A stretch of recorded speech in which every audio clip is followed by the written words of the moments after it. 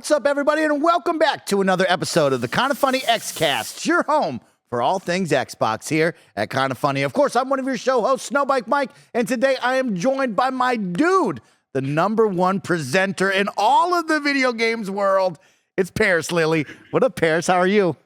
I am doing fantastic, sir. How about yourself? You know what? I'm doing good, Parris. As we settle into the new year, we continue to get hit with new game after new game. I can't find my footing because I want to play one game, but then we move on to the next game, and I'm trying to get into Helldivers 2 servers, and they won't let me in. It's been an insane ride, Parris. That's how I'm doing right now. So you want to hear a funny story about Helldivers 2? Tell me. I haven't played it. And I had full intention coming back from DICE. Yo, this weekend I'm jumping in, I'm going to play.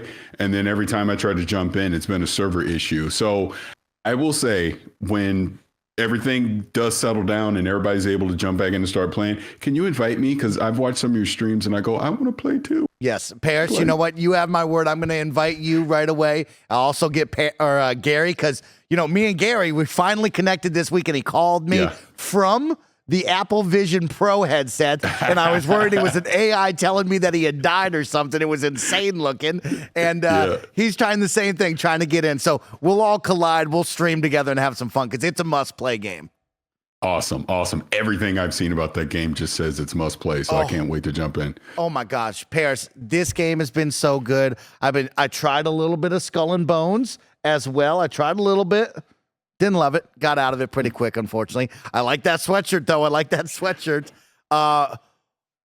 Balatro, I think is the name of it. Parris, I tried this game last night. It just dropped on Steam. Yeah. It is a roguelike deck-building poker game on Steam, and I think other platforms as well. You can get it on Xbox. Parris, this is a game right here. This is a must-play game. Yeah, that again, I'm hearing great things about that. So yeah, I'm looking, dude. Like you said, there's so many good things to play right now. So yeah, I'm excited, man. Well, let's catch up really quick, because of course last week we reacted to the Xbox official podcast, the big Xbox update for the business side of things. We then got you to call in from DICE Awards. But what have you been playing? Tell me what's been going on in your world. What's up with your life? You know what I did when I couldn't play Helldivers 2? I know we'll talk about the TV show later, but I jumped back into Halo Infinite campaign from the start, playing it. You know what? It's a good campaign. It's a great campaign. I will die on that hill. That is a good campaign. Who knows what the future holds for how that story ended and where they're going to go next. But I truly enjoyed playing that campaign. I mean, it's solid. It is a fun Halo experience. I had a blast with that one too, Parris. I think back to the time when we reviewed it and moving forward of how much I still think about that campaign and how much I did enjoy the risks that they took of going open world, semi-open world, whatever you want to call that experience of like, oh, I had fun with that. I liked going to encampment. I liked getting the audio logs of the different groups that landed on Zeta Halo and like what they experienced. And man, I had fun with the whole thing. It's like, man, I wish they made DLC, Parris. I am stunned that we never got DLC from that. Yeah, ironically enough, you talk about the audio logs. That's what prompted me to want to jump back in, because I'm missing 2. Oh. And then I would be 100% on achievements for the campaign if I can find those 2. So, like, you know what the heck? I'll just casually, go in and play it. And I've been enjoying it so far. And it's interesting playing it now versus back then because of the grapple hook and the equipment. That was something new, so you had to get used to it. Going in now, I 100% know how to do it. So I'm just using that grapple hook constantly and popping shields with it and all. It's great. I freaking love it. That was a really good time, is right, Parris. We'll talk about some Halo here in this episode today, because I want to hear your thoughts on Halo Season 2. Of course, we've returned to Paramount Plus. We're back with more Halo, and I need to know where you stand on this one, because I got some thoughts, and I want to hear your thoughts on it. But Parris, let me remind everybody, of course, this is the Kinda Funny Xcast. We post each and every Thursday at 6 a.m. West Coast, Best Coast time on youtube.com/kindafunnygames, and of course on podcast services around the globe. If you love what we do here on the Kinda Funny Xcast and at Kinda Funny, please consider supporting us with the new Kinda Funny membership available on Patreon and now YouTube. You can get all of our shows ad-free. You can watch them live as we record them. Being in the chat and interacting interacting with us while we record these shows. And of course,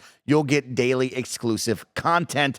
Thank you to those who support us over on Patreon at that special Patreon producer tier, like Carl Jacobs, Streaking Ain't Easy, and Delaney Twining. Thank you all for your support. This week, the Kinda Funny Xcast is sponsored by Final Fantasy Rebirth, but me and the team will tell you all about that in just a little bit.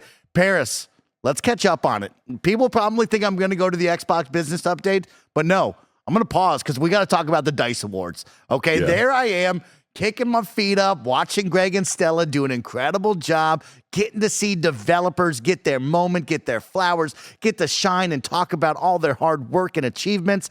And then who comes out looking like $1 million? It was Parris Lilly as a surprise presenter. I didn't know you were going to do it. And you were amazing, Parris.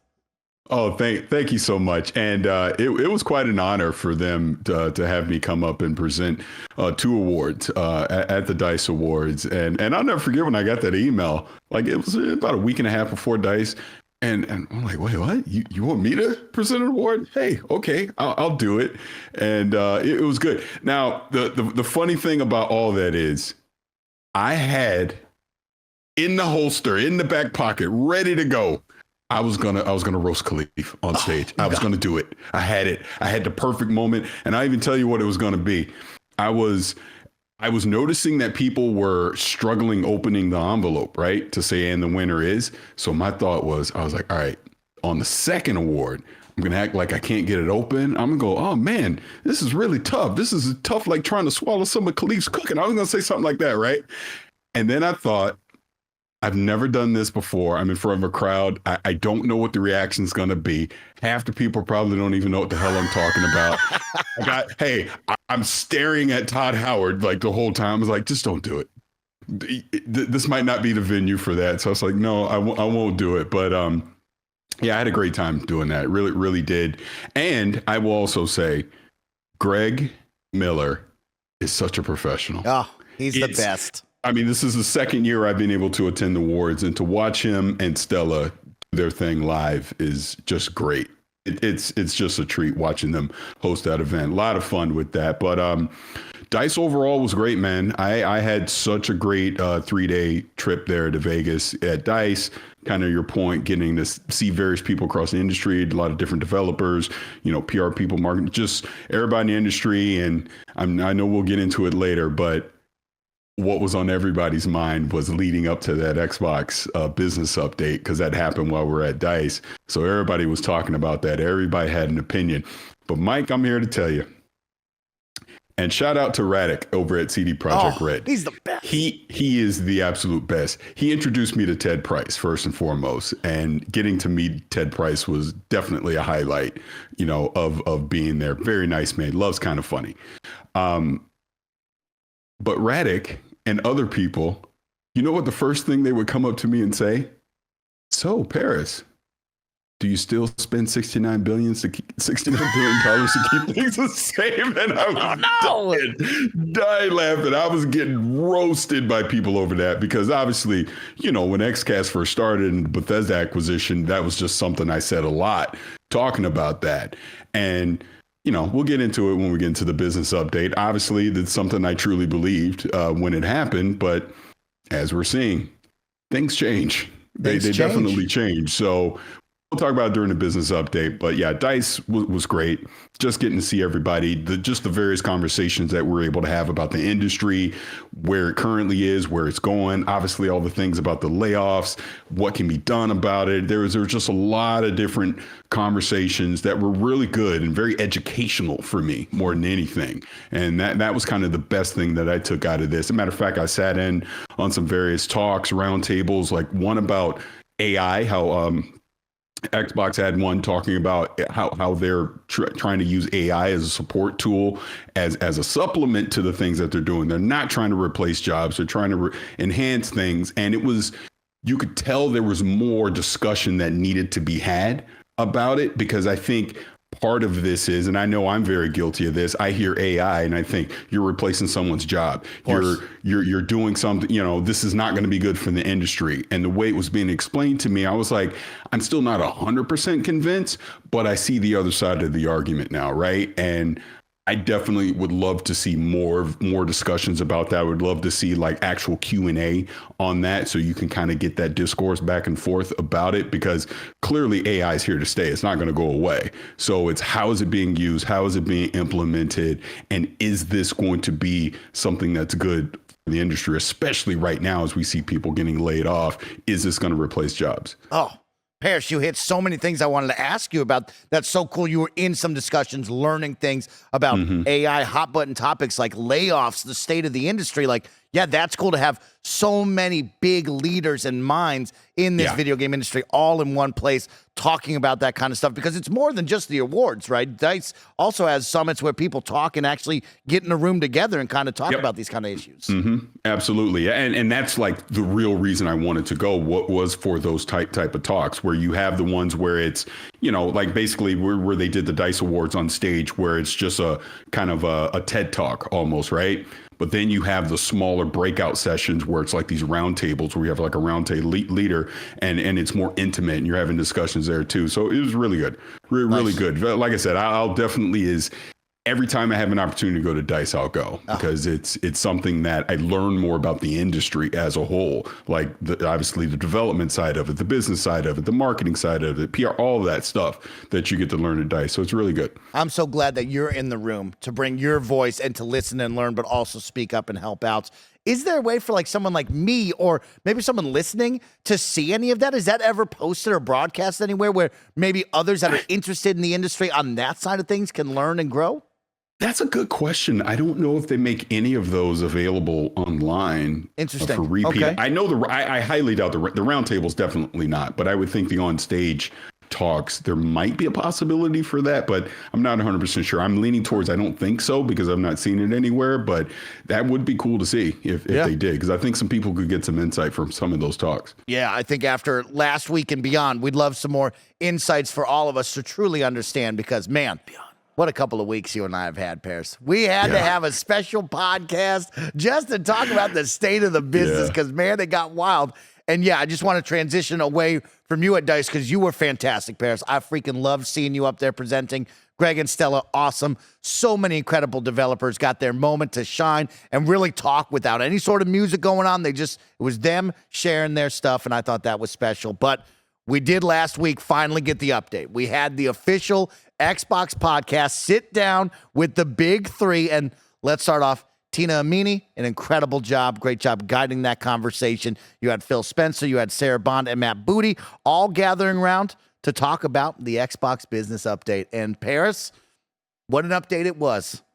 I think I left that with the fun joke of it's business as usual. And I think to the casual audience, it might seem like that, but it's not business as usual. There is a change going on, and that's what I'm excited to kind of talk to you about. We're a week out of that conversation. I think things have really cooled down in the community and on the online Twitter sphere, which we know isn't all of gaming in general, but things have dramatically cooled down into a much better state. And I think there's a better understanding, which is the big word there. I think there's a missing understanding that we didn't have before this, and I think now people understand and see it. And as much as I want to say it was a nothing burger, nothing crazy changes, there is some change there that you and I should talk about. So to give the quick recaps before we dive into our thoughts, here's the quick hits. If you missed out on the 22-minute podcast, I encourage you to go watch and listen, because as Parris said about the DICE Awards, it's special to be able to hear from these leaders what they're seeing, what they want to talk about. Sure, it's a lot of PR mumbo jumbo and it's highly scripted and stuff like that, but it is still good to know from the leaders that possibly you support this brand, where it's going. But here's your quick hits. 4 games are coming to other platforms. Activision and Blizzard games are coming to Game Pass, starting with Diablo 4 on March 28th. Currently, there are 34 million Game Pass subscribers. One of the Team Xbox touted that they are one of the largest publishers on PlayStation, Switch, and now mobile. They have a hardware announcement coming this holiday. They're also invested in the next generation roadmap, really focused on delivering the largest technical leap you will ever see in a hardware generation. They have a June showcase, and there's 10 games coming out this year. So those are the quick hits for you. Me and Parris will dive in and jump around on different things. But Parris, I know you called in. What were some of your thoughts, initial thoughts leaving this conversation last week? So before I jump in that really quick, just one last kickback to Dice. Tina was at Dice. So I got a chance to talk to Tina and to just give her flowers in person. Yes. For the great hosting job that she did, not only on that business update, but everything she's done with the developer directs and just kind of leading Xbox's, public facing with a lot of these presentations has been outstanding. So being able to tell her that in person was great. But jumping back into the business update, I called in, had like the initial, all right, here's my initial thoughts of how I felt. And not a lot has changed, but I definitely have more perspective now on it. In the sense that you're right. On the surface, it's business as usual. I still say if none of these rumors blew up the way that they did, they probably could have had this as an Xbox Wire post. They really could have. Because nothing's changing. And if you remember last Xcast, I was very adamant about I'm looking at this from the consumer standpoint of someone that has all they have is an Xbox. Like, this is their investment. They're invested in the Xbox. They've invested hundreds, thousands of dollars into their digital libraries.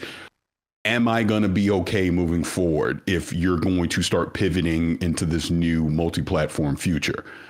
I think we got the answer that yes, you're going to be okay, because the three things that I wanted to see that they did address on it was, I was like, give me the criteria that you're using for these multi-platform games. It seems like nothing's day and date, at least in the short term, right? Just want to be clear on that. In the short term, they're not thinking about anything day and date. And part of that was what Phil said. They're looking at this. They have to protect the business of Xbox first and foremost. So I think the worry about all of a sudden all your day and date major franchises going to multi-platform, they're not thinking that way right now. That's not the case. They're looking at games that have kind of run their course in the Xbox ecosystem, things that are a year plus older. Let's experiment. So that's what these 4 games are going to be. Let's experiment. Let's see what happens with them. And then I'm pretty sure we're going to see more games outside of these 4. I don't think anyone should reasonably think, they're just going to do the 4 and stop. Because if this works, of course they're going to bring more games over there. So I think people need to prepare themselves for that. But at the same time, the second pillar that I had in this was, why should I go get an Xbox? Tell me why I still would want to go buy an Xbox when the next one comes, next generation. Sarah Bond told you flat out, they're going to have some stuff this holiday. They are working on a next gen Xbox, and I'm paraphrasing, but the biggest technical leap that they've had going to a new generation, that's what they're shooting for with this next console. Third pillar of it was preserving our digital libraries. Yes. And Phil made a commitment to that. Again, it'll never be 100%, but at least they're on record saying they understand the importance of that. So they're not trying to take that away from you. So to sum all that up, I took out of that business update, if you're invested in the Xbox ecosystem, if you love Xbox, you still go buy their consoles.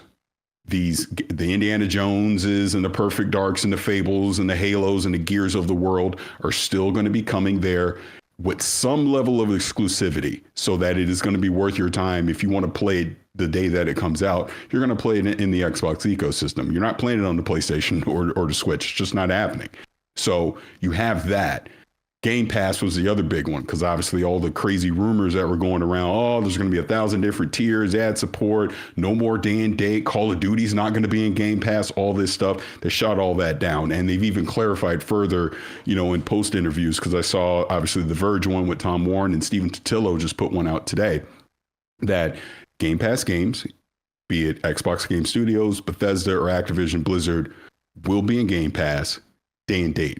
And that includes, and I think what I read in the Totilo article was the intent is for Call of Duty to be there day and date. Yes. So again, just make sure we're being crystal clear here, because I'm going by the words, that they're using. So with that, if you're an Xbox consumer, if you're someone that loves Xbox, nothing's really changing for you now, or even as we go into the next generation of games. Now, clearly, things can change, but as we sit here today, they're telling you we're experimenting. Let's see what it's going to be, but we're still giving you hardware. We're still giving you Game Pass. We're still putting these games in there day and date. You're fine. You're going to be good. Now, if you're a person that does not want to see games go to another platform, whether they're day and date or they're a year, 2, 3, 4 years old, you might have a problem with this because that's going to happen. It's going to happen. I think people need to prepare themselves for that.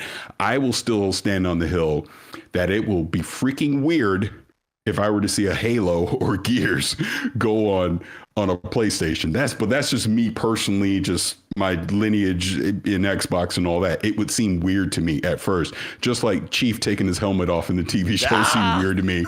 But then I got over it. Yes. I think ultimately we have to start looking at this as the business of gaming is changing. And, some people online have definitely reminded me of things that I've said 3 or 4 years ago about exclusivity. And I get it. And yeah, I thought that was what was happening then. Clearly, that's not what's happening in 2024. And we're seeing that across the industry. This is not just an Xbox thing. So either you're okay with it or you're not. I look at it as I don't care if people play games on other platforms. I've actually always been a fan of Xbox's strategy with play anywhere. That was one of the biggest things that really was like, wow, I see what Xbox is doing. I like this. Day and date on PC. Clearly, we know Phil's a fan of handhelds because he's been liking tweaks and he loves his ROG Ally. But they're obviously potentially working on something on the handheld space, the cloud initiative. Obviously, mobile is going to be big for them. They're starting to experiment with putting games on the Switch and on the PlayStation. And I think we've obviously seen through other various means that, they've talked about getting Xbox on as many screens as you possibly can.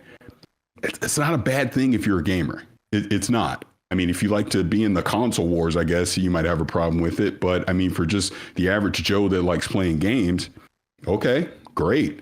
I take advantage of that today. I play games on this PC. I'll play them on the handheld. I play them out in the living room. I play it in the kids' room. And all my progress follows me wherever I go. That's freaking great.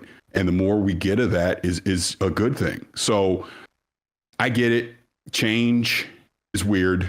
People don't like change, but it's going to happen. And I think the current state of the industry, because what was the other thing that Phil said, Mike? He talked about how 2023, as great as it was for games, the industry didn't grow. They didn't grow.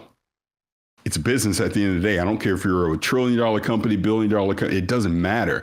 If you're not growing, that's going to be a problem. And we're seeing this industry wide. So if they're looking at this and trying to get in front of it, what can we do to generate more revenue? And I like the one thing that Phil said is we could take the approach of we basically just nickel and dime the gamer. We pull more money out of the current 200 million people that are playing games, or we try and get more people into playing games. So I'll take option B because I don't like being nickel and dime personally.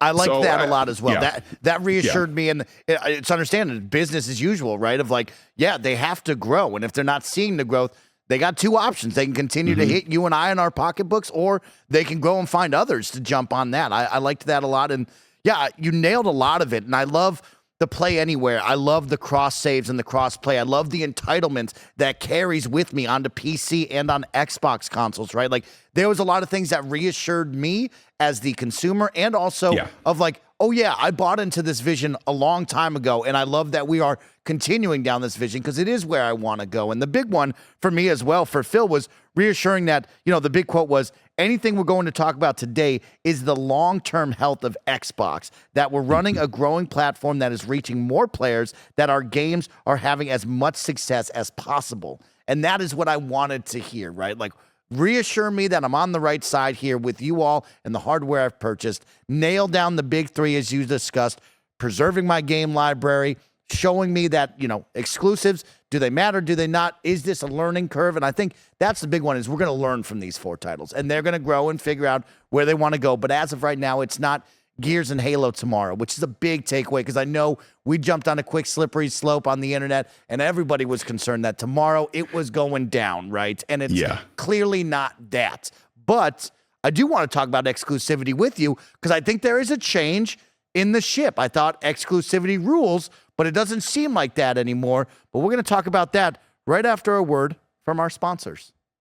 We are brought to you by Final Fantasy VII Rebirth. Final Fantasy VII Rebirth is a standalone game that welcomes fans and newcomers alike. You don't need to have played Final Fantasy VII Remake or any other Final Fantasy titles to play and enjoy Final Fantasy VII Rebirth. The combat is not traditional turn-based and has more action-focused gameplay, with even deeper improvements since Remake, with new synergy attacks and team-based combos. And there are large open sections to explore, with Cloud and his comrades venturing across the planet, their fates unwritten, making every step in the expansive world outside Midgard fresh and mysterious. And of course, there are dozens of mini-games. There's a story recap video of Final Fantasy VII Remake for those interested in learning more about the story so far, and those looking to experience Final Fantasy VII Remake fully can pre-order the Final Fantasy VII Remake and Rebirth Twin Pack, which includes the game plus the DLC episode intermission at no extra cost. You can download and play a demo of Final Fantasy VII Rebirth right now on the PlayStation Store, and you can pre-order the game in the link in the description.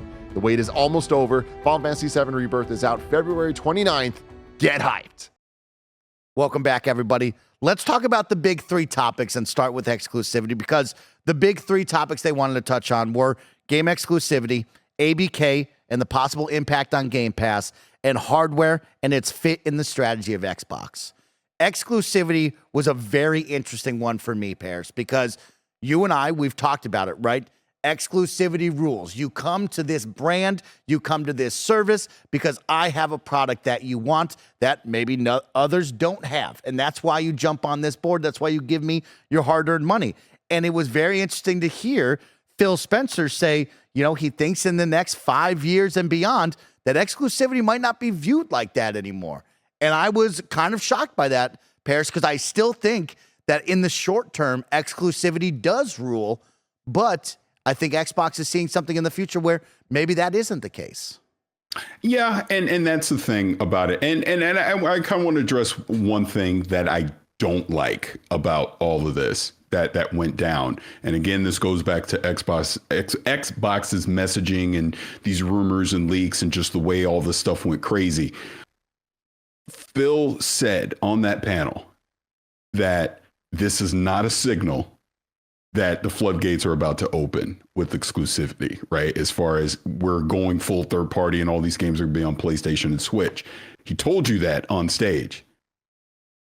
Watching you guys react and looking at social media and seeing some other sites, they're damned if they do, damned if they don't now. Yes. Because the word around the campfire is, well, now I'm still going to wait to see if these games show up on PlayStation, even though he told you that they're not, at least in the short term.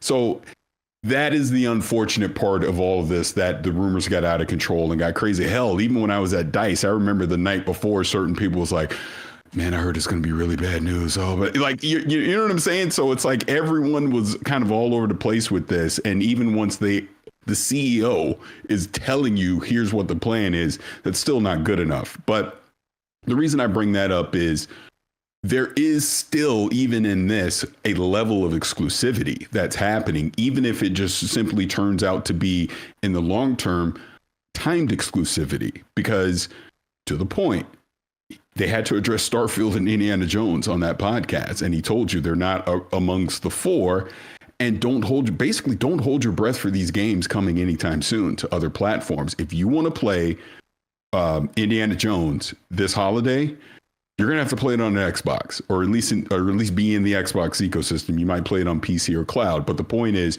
you're not playing Indiana Jones on PlayStation. And there is no guarantee that Starfield is going to be on the PlayStation either. On down the line, the Halo, the Gear, like now, if this is going to be the conversation, I mean, that's just going to be unfortunate. But by giving you a level of exclusivity, they're continuing. I agree with what Phil's saying, and there's two ways to interpret it, because even in the next 5 to 10 years, if they continue to say, well, the first place that you can play these things over this period of time is on Xbox, then owning an Xbox console is still going to be valuable to you.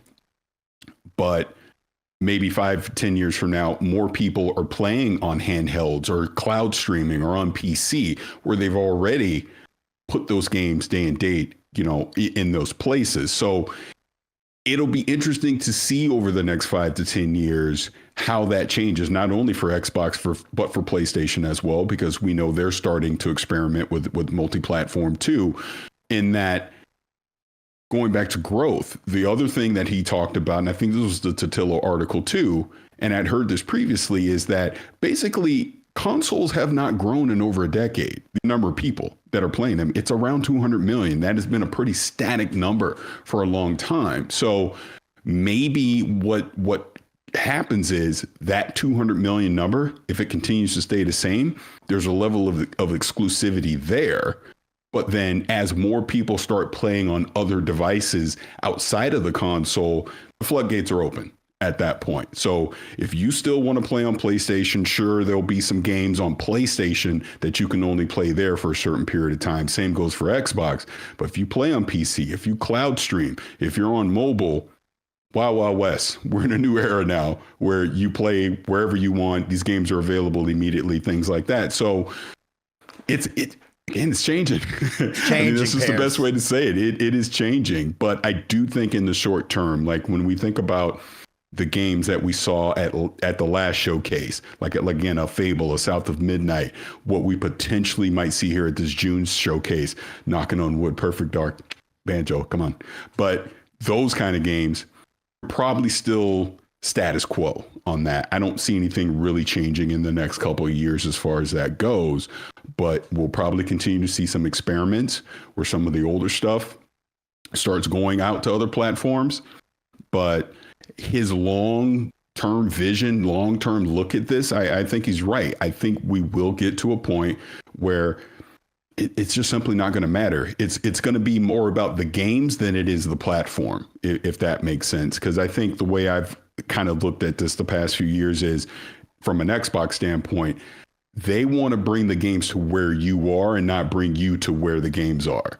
And that really seems to be what he was trying to convey, in that podcast. I like that, Parris. Of course, we talked about 4 games. 4 games are going to the other platform when we talk about exclusivity.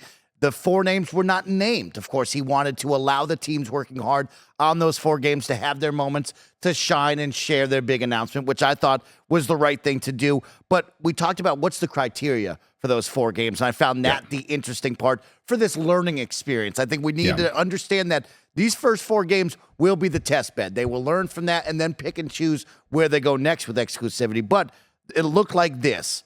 We looked at games that are over a year old, community-driven games that may have reached their full potential, franchises they want to continue to invest in, service-based games that can have confidence they can exist in the future. Of course, it has not been stated, but it does seem like the 4 are Pentiment, Hi-Fi Rush, Sea of Thieves, and Grounded. All 4 games have a lot of positives to them, very interest in some of them. What do you think about those 4 games, Parris, if those are the games and that criteria of choosing them? Well, I think it makes a lot of sense, because if you go back to our first Xcast of the year, when the rule was about Hi-Fi Rush and Sea of Thieves, we kind of talked about it then, that you're not buying an Xbox to play Hi-Fi Rush. I had even said yesterday, Hi-Fi Rush is like the perfect game to be on the Switch, and it's been on the Xbox now for over a year. Anybody that's wanted to play it, get it off Game Pass or whatever, they probably would have done it now anyways. So seeing it go to a new audience on the Switch and on the PlayStation, again, it's an experiment. Let's see how many people that did not play it in that first year are truly interested about Hi-Fi Rush and what the numbers look like. Sea of Thieves makes a lot of sense because, again, it's a live service game.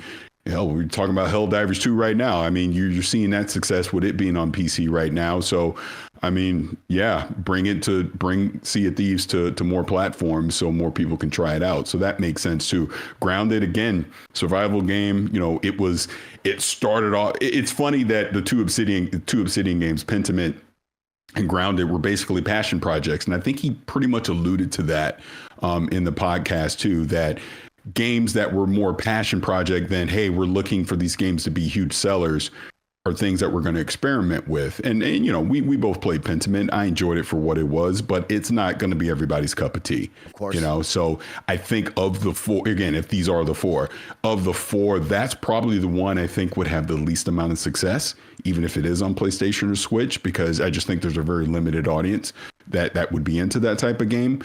But the other 3, again, Grounded, from what Grounded was to what Grounded is now as a survival game, is fantastic. So more people that get a chance to play it would be great. But I do want to add on one thing. I get what Phil's criteria is now. I personally think that criteria will evolve. Of course. And I think as far as the type of games that they're looking at, the time, like the 1 year, hey, let's have a game, let's get it to its apex in our ecosystem. And once we think, hey, everyone that wanted to play in our ecosystem is done, bring it somewhere else, that makes a lot of sense. I don't think that would change. But I think let's just, the elephant in the room, let's just say Starfield, because that obviously is the one everybody's going crazy over. If Starfield 2025 goes to the PlayStation, is that a bad thing? No. Is it? Not at all, Parris. In the sense that from a business standpoint, no. Yeah. I already played it. I've enjoyed it. Let's, again, pretend the expansion comes out the end of this year. Played the expansion. I enjoyed it. Now you bundle all that up into a Game of the Year or whatever edition. You put that, you re-release that. Now it's out on PlayStation and the Switch too. Is that really a bad thing from a single player standpoint? Again, if the business is evolving, if this is really changing, if after 2 years that game shows up somewhere else, I personally don't have a problem with that. And we know there's going to be an audience that would want to play Starfield that doesn't have an Xbox or a PC right now that would like to play it. So I'm not against it. Again, seems weird. I get it. It's weird if these things happen. But if the business of gaming is truly changing and evolving, this is probably the type of exclusivity that you're going to see, even with some of their big titles moving forward, in my personal opinion. But that's me projecting. That's me speculating. They have not said this at all. Right now, all we know is about the 4 that you're talking about, Mike, and we'll obviously see what happens from there. But it's going to be interesting moving forward. Yeah, I'm right there with you, Parris. I like the year exclusivity to test and learn from, because in my eyes, right, you have that year pop, like you said, and it's probably starting, if we saw the numbers behind the scenes, probably dramatically dropping in sales after that first year. And you're still in the excitement level of, oh, that game looked cool over there. A year later, you could sell that other platforms. From a business standpoint, to me, would still have that excitement, right? When does that excitement start to drop on both sides? And also, games as a service are hot right now. Games as a service are running the world. You heard Matt Booty talk about Roblox and Fortnite, and clearly how that has influenced the gaming landscape, right? What are we seeing right now with Helldivers? Absolute mayhem to play this games as a service game that everybody wants. And I wonder if we will learn from all of this, and could the possibility of games as a service titles going day and date to other platforms, is that a win? Makes a lot of sense. I think so too, Parris, right? You think of microtransactions, think of player base. Is there really a big capture if I gave you, Sea of Thieves 2, let's say, a year after release? Is it still going to have that excitement instead of day one, what we're seeing right now exactly with Helldivers, which is a perfect example of what we can see here with a good games as a service? Yeah, I'm going to say this again, would be freaking weird to me. I want to be clear on that.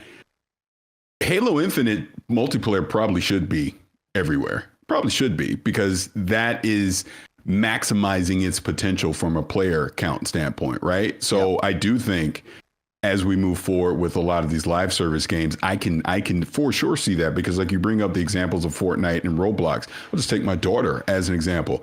My daughter plays those 2 games on probably about 4 different devices just in this house.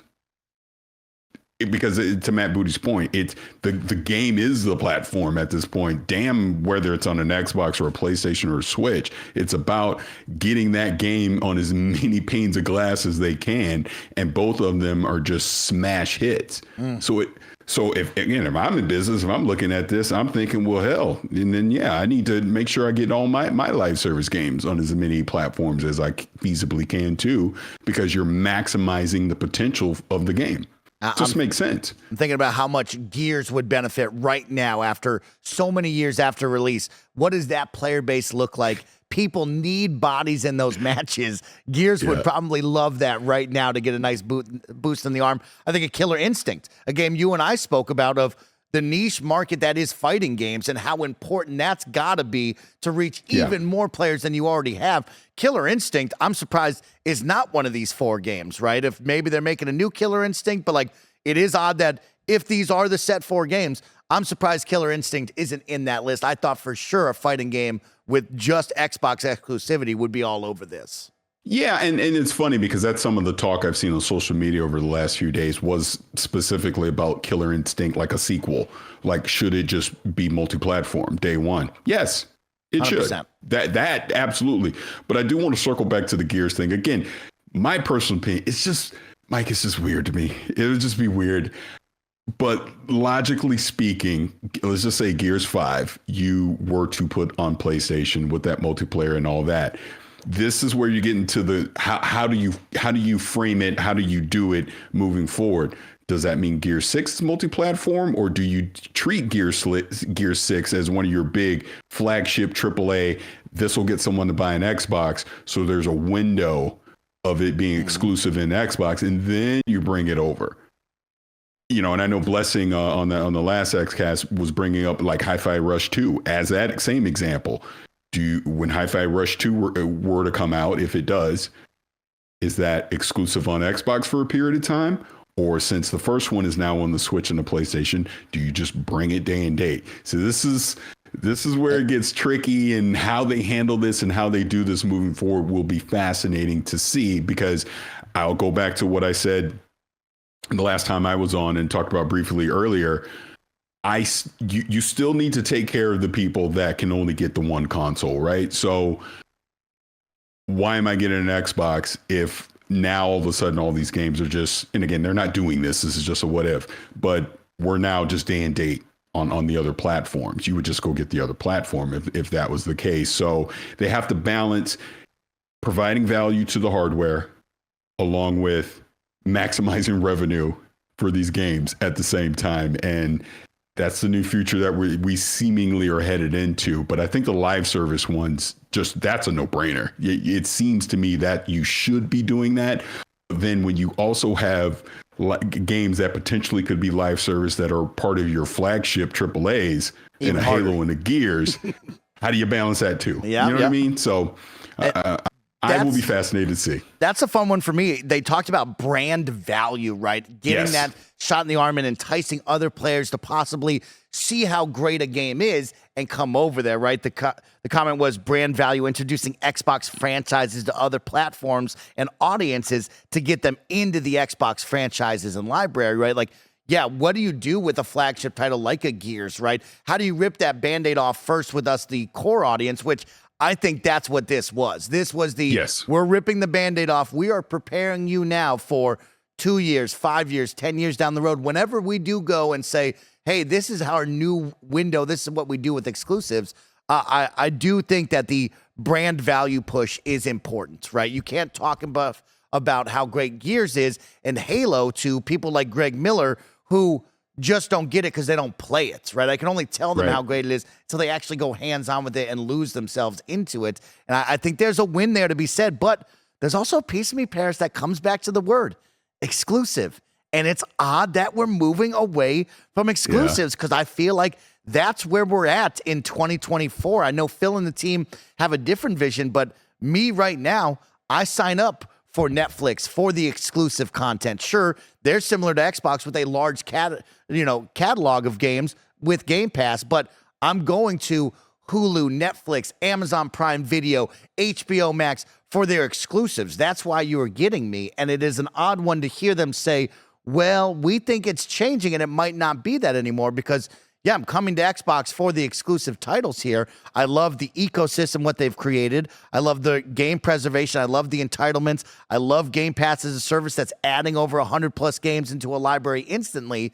But it is interesting of like, maybe the exclusives aren't the way anymore. And it's hard to believe that after $7.8 billion for ZeniMax, $68 billion for Activision Blizzard King. It's just, those are crazy. It seems like crazy behavior to be doing that now.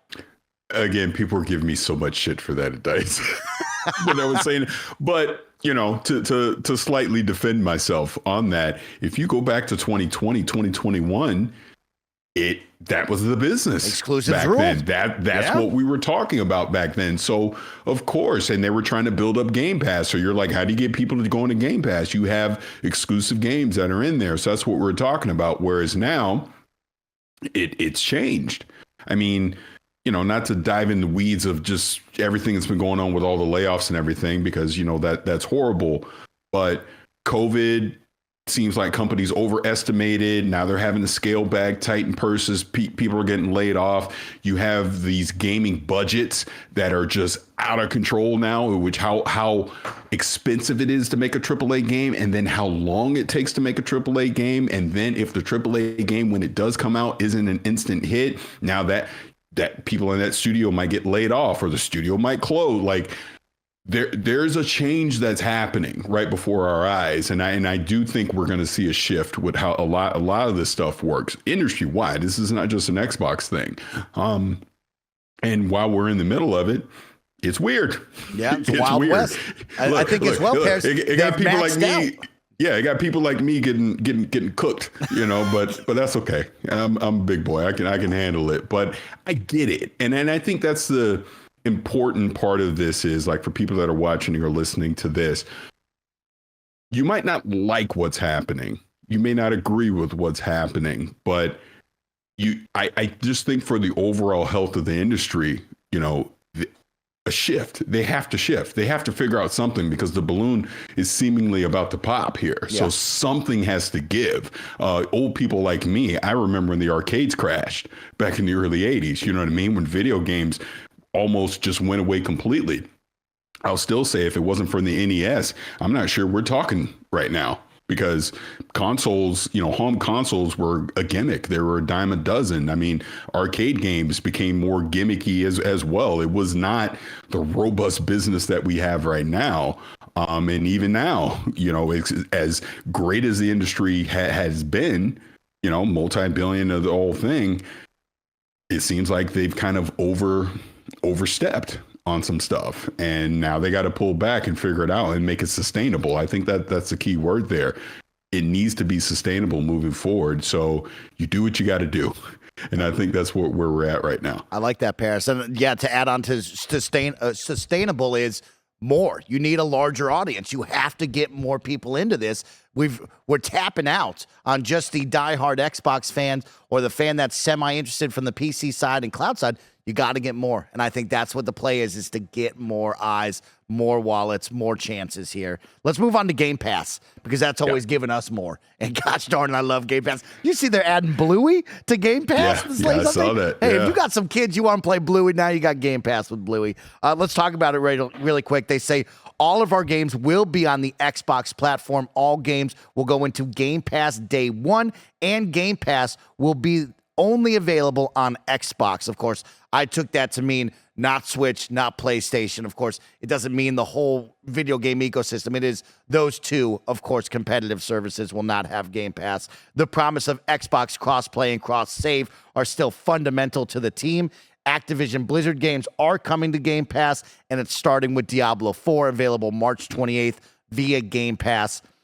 34 million Game Pass subscribers. The last number we saw was 25, I believe. So it is an increase, but there's a lot of conversation of, well, does that include core Game Pass subscribers that were changed from Xbox Live Gold? And it does seem from, I believe, the Verge article with Tom Warren that it does. What do you got? And I have a question about that, because it makes sense, but then it doesn't at the same time, because if everybody that had gold converted to core, wouldn't the number be larger? Because wasn't there way more people on gold? I thought and that I could be wrong. I could be wrong. I feel you with that, Parris. I was wondering the same thing of, like, man, shouldn't that number be higher, right? If we're adding core into this, shouldn't that number be higher? But then, you think about it, right? 2022, we had a really bad year. It was dry. There was no reason to be giving up your money, and I'm sure people came and went. 2023 had its moments, but also had some negative moments. I also think of, like, core subscribers, right? Were there people that were just recurring their bills all the time and finally snapped out of it and were like, maybe I don't need this anymore? Are people moving on and changing? That's clearly what has to be happening. And now this team has to find a way to get those human beings back, or sell them on something new, I think. Yep.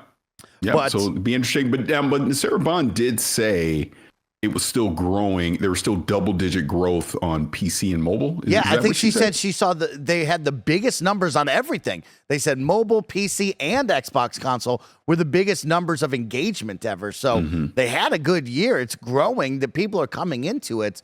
I think you just have to find a way to capitalize. And the odd part was I thought it was games always, Parris. I thought it was the games. I just had a thought, or right as we're talking about all this. That interview we did with Phil last year kind of opened the floodgates on all of this, because that was kind of the start where he was talking about the business of consoles and how they lost the digital, the digital library age, the last generation. And I believe he said we'll never out console PlayStation or something like that at that time. And we've obviously just seen it progress since then to where we are now having this discussion. But interesting. I think that was the reality check moment of Xbox and the business of, okay, we're getting checked. This is the reality check. We're in third place. Well, what are we doing? We want to do things internally. We're moving the goalposts. We're trying to change and move the ship. But we have to share that with everyone. I think this is the reality check of this is the Xbox business now. And we have to sell you on that. We have to make sure you understand that. And we need to move forward together. And, you're either on board or you're off board, no matter your feelings. But, to me, they sold me on that. I'm still committed to this. I'm still interested in what they have as a service to go forward for sure. Tell me. No. Please continue. I'm sorry. I was going to say, I am excited to see you talk about Game Pass numbers. We have a chatter, of course, you can watch live thanks to our Patreon and YouTube. You can become a Kind of Funny member. You can be watching live right now. But Knight Martin says, I bet an In-N-Out lunch that Game Pass subs rise with Call of Duty when that drops day and dates. Of course, Call of Duty is still the touchy subject. I believe there is things in place where it's not day and date, Parris. I think that's why they've kind of avoided saying, hey, this one, because I think it's next year and the year beyond. I don't think it's this year yet. Yeah, and that's what I mean. That's why the key phrasing of that intent. Yes. He was saying, and the fact that they're still working on onboarding a lot of that stuff, and there's back-end development work that they have to do. Because I think, again, going by the Zillow article, he was mentioning they need to make sure that everything's available not only in the console side, but the PC side as well, where it comes to Activision Blizzard games being on Game Pass. I would imagine, unless there's something contractually stopping them, they'd want Call of Duty in Game Pass day and date. And by the way, the chatter, you keep it in and out, but you win. You don't need that. I would imagine, because if there's going to be anything that sells Game Pass, it's going to be Call of Duty. Yep. If now that Xbox is going to have the marketing around it, if I might have heard a whisper or two that this is going to be a big deal Call of Duty that's coming out this year. If it's everything that, they're expecting it to be, they would want that Game Pass day one. How could you not? Because if you're telling people, oh, I just subscribed to that and I get to play Call of Duty and everything that comes with it, sign me up. It's on. That's the moment. Parris is right. Mm-hmm. But we do start. I think this is an exciting one. We start with Diablo 4. And you and I, we've had the question now for a long time. Hey, the ink is dry. What are we doing? When are we talking about this? And I think all of these rumors, of course, rushed everything of when we'd see a real roundtable, when we'd get the full-on announcement. Clearly, things have been pushed up, and they probably had to juggle some things. But we do know number one is Diablo 4 coming March 28th. About a year after its release, which I think is very exciting. If you were on the sideline of Diablo, you didn't want to jump in at that full price tag. Now is a great opportunity, and also a nice little feather in the cap of Game Pass that continues to add some really good titles. Even if it's a year old, it's still a big win right there. Yep. Must have a big place, also player base as well. But we know they're coming to consoles. The cross-play, cross-save, I love that Matt Booty brought up, that is still the driving light of all of this, and that is what they got to shine, is the ecosystem. That is the service you're selling. It might not be exclusive games anymore, but it is the service of why I'm signing up for it. It's because it talks to all of this ecosystem. I love that so much. And then finally, the hardware, Parris. You teased Phil Spencer's liking a whole lot of handheld tweets for some reason. I guess it's on his mind. But they did talk about where you'll get the most flagship seminal experiences is on Xbox, the console. Exciting hardware announcement this holiday. And then Sarah Bond had the big one. also invested in the next generation roadmap, really focused on delivering the largest technical leap you will ever see, you will have ever seen in a hardware generation. Now, they say that every time, Parris. A lot of people were like, hold up, they say that every time. Yeah. But I think Jason Ronald and the team, maybe they got something special. Maybe they got something special cooking. Who knows? Yeah, I mean, we'll see. I mean, you got to imagine it's still a few years out. So what does that technical leap actually look like? I'm actually more interested in what's coming this holiday, or what they're going to at least announce this holiday. Is that just an all digital Series X? Are we getting a mid-gen refresh of the Series X and S line, things like that? So I'm actually very curious to see. What if it's just the controller? It can't be. Okay, that's what I thought too. I was sitting there thinking, I was like, we saw the FTC leaks, and we know that like they had a mid-generation plan, and like it saw the discless Xbox, and they talked about a controller. Like, did they move away from that? Phil was kind of coy on answering those questions with Tom Warren, but like, if it's just the controller, that can't be enough. You got to have something else, right? Yeah, and it'll be interesting to see. I mean, again, all the speculation that's out there, because it looks like there might be a PlayStation 5 Pro coming this holiday, right? But then there's also speculation that Xbox might jump into the next generation a lot earlier than expected. If that is the case, then I don't think you see a mid-gen refresh this year from Xbox, because why would you? And then a year or two later, you're telling people go buy the next gen Xbox. You might as well just ride it out until then. Yeah, I'm very curious. It has to be more than just a controller, though. I've always thought just an all digital Series X seemed like a no brainer to me that they would eventually do. Yeah.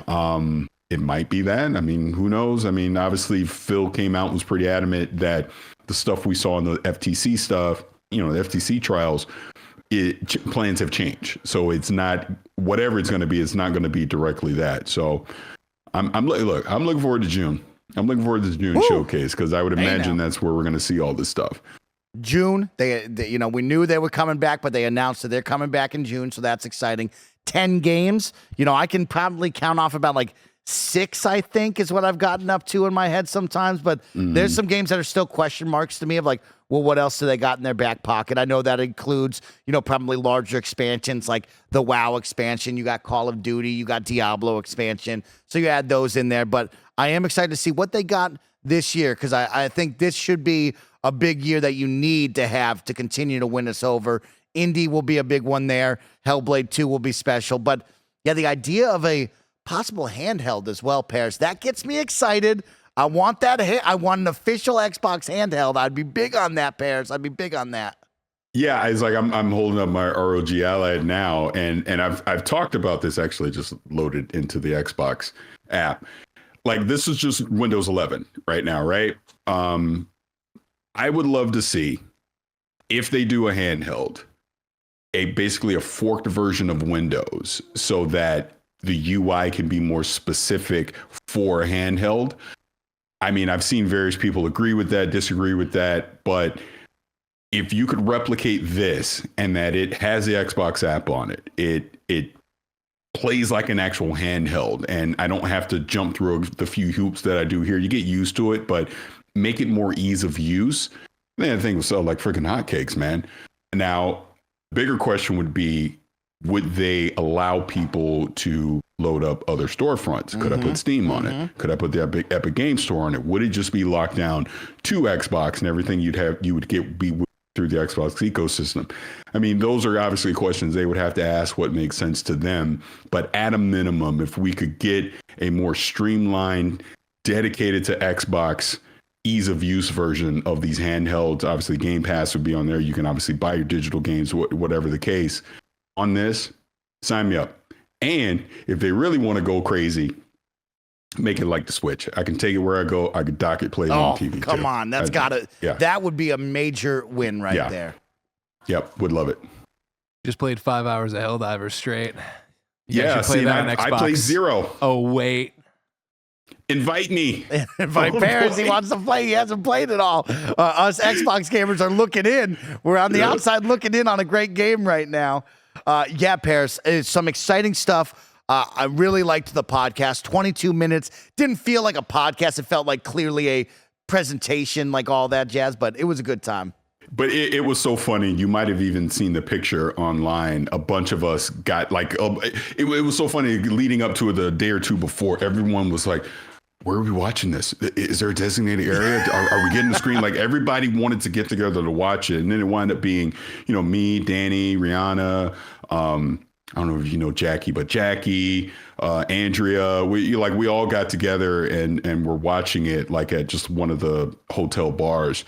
And then it was, as soon as it was over, I raced off to go find a quiet area to jump in with you guys. But everybody was paying attention to that because the expectation of it was this might be an industry changing event that's happening. I think in some ways it is. I think it's the signal of what's to come. I don't think that podcast itself changed anything in the short term, but it's a signal of change that is eventually going to come. And, now we just got to adapt and see where it goes. I'm 100% with you, Parris. Let's end the episode with some quick thoughts and impressions of Halo Season 2, because Master Chief, a.k.a. Master Cheeks, is back for more fun. And this time around, we haven't really spoken about it. I know you went to the premiere. We haven't spoken about, they've teed up the idea of Fall of Reach, right? If you've seen the promotions, if you've seen the trailers, it looks like we're going to glass Reach, and it's going to be a good time, and we're going to get to see a really cool story. Parris, we've had, I believe, 3 episodes out now, if I'm counting right. I think a new episode will be releasing very soon when you hear this. But what are your thoughts so far on this one? I'm really enjoying it. I think episode 3 actually really sank it all in for me, where I see where they're going with this, and they're absolutely setting up the fall of Reach, and we're seeing the reasons why Reach is going to fall. My biggest takeaway from this is I care about Master Chief's story. I like the fact that he's not being completely trusted. And even as a viewer, you have to somewhat question, is he losing his mind? Even though we've seen some things that let me know he's right about his suspicions. But I like the path they're taking Chief down this season. I also care about the side stories this time. I think they're setting up some very interesting scenarios for some of these side characters as well, to where I want to see where it goes. And I didn't 100% feel that way last season. Definitely the visuals and the production value has been upped this time, to where, like I said before, you can tell we're leading up to something epic, to something big. I think when we get to that Battle of Reach, man, it's going to be really good. And to kind of get the tease of how they're dealing with the Covenant and the fights and everything in that first episode. Imagine when they blow the entire budget on that Reach episode. Oh my God, it's gonna be good. Come on, Parris. I gotta give them big kudos. They finally used the music for the intro, and hearing the theme now is like, yes, there we go. Let's get on the right path. For me, I'm a mixed bag still, Parris. I haven't seen episode 3, so maybe that's where I need it. But I do find the production and the quality of some of these shots to be very inconsistent. There are moments where I go, man, this is beautiful. This is everything you could ever ask for from a Master Chief and Halo story, to then you watch something and you go, man, who approved that? Because it doesn't look quite right.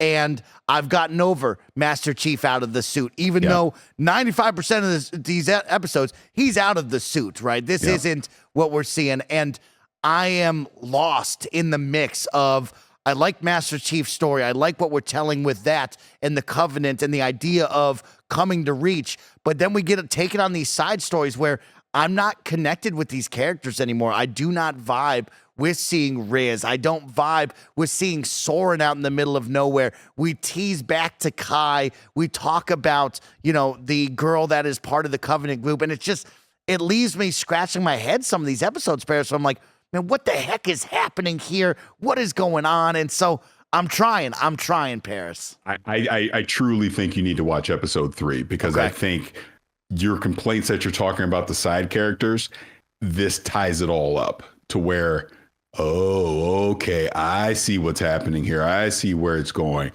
Again, I don't want to spoil anything. I definitely think there's a character that anyone watching isn't a fan of right now. is gonna have a redemption. Ooh. That you're gonna understand this character's motivations and why this character has done some of the things that they've done. Because again, Chief's the hero, so anyone that's opposing Chief, you're not gonna like, right? But you're gonna realize, oh wait, I see why this character has been doing this. So, like I said, I'm intrigued, but I do agree with you. There isn't consistency with the visuals, but there's definitely more good than bad. And this is where I say again, I think they're just saving up the budget for the Fall of Reach, where they're going to show all that stuff, where I think it'll be pretty good. But I will say again, in episode 3, there is a scene with Chief in the suit.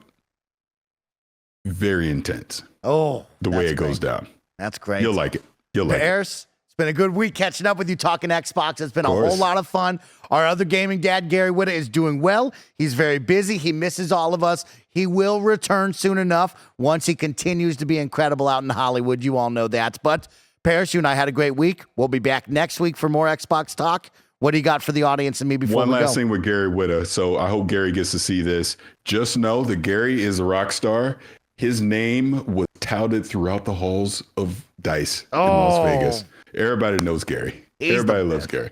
Everybody loves Gary, and we love all of you for watching and listening. Thank you for tuning in to another episode of the Kinda Funny Xcast, your home for all things Xbox. If you're watching on YouTube, leave a comment. Let us know what you think of Halo Season 2. What do you think about the new business strategy for Xbox? Are you on board or are you hopping off the boat? Let us know, and most importantly, thank you for your time and energy. Thanks for letting me and Parris bring you the video game news you need to know about and have a fun conversation about it. Until next week, goodbye, everyone.